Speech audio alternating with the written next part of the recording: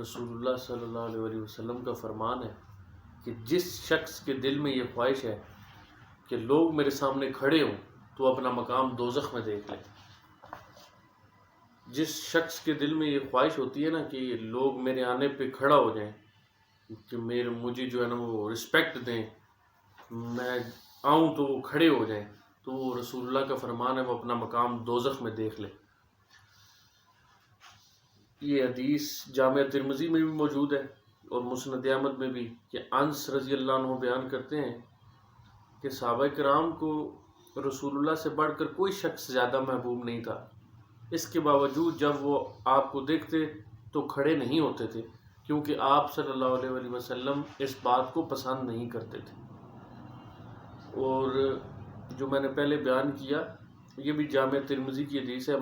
معاویہ رضی اللہ عنہ بیان کرتے ہیں کہ رسول اللہ نے فرمایا جس شخص کو یہ پسند ہے کہ لوگ اس کے سامنے کھڑے رہیں تو اپنا مقام دوزخ میں دیکھ لیں۔ یہ اس حدیث سے کلیئر ہوتا ہے کہ جو تعظیماً کھڑے ہونا ہے وہ جو ہے رسول اللہ صلی اللہ علیہ وسلم نے اس سے منع فرمایا ہے۔ اور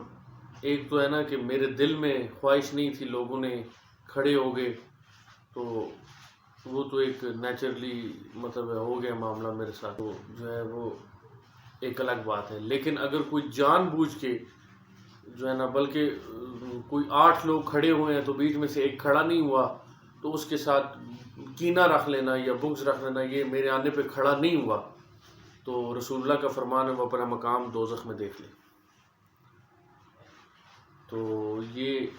ہمارے معاشرے میں لوگوں میں یہ بات پائی جاتی ہے، اسی لیے یہ بات جو ہے نا کلیئر کرنا بہت ضروری تھا۔ حدیثوں میں اس کی بہت زیادہ ممانعت آئی ہے، تو اس سے جو ہے نا اللہ ہم سب کو اور آپ کو سب کو محفوظ رکھے، آمین۔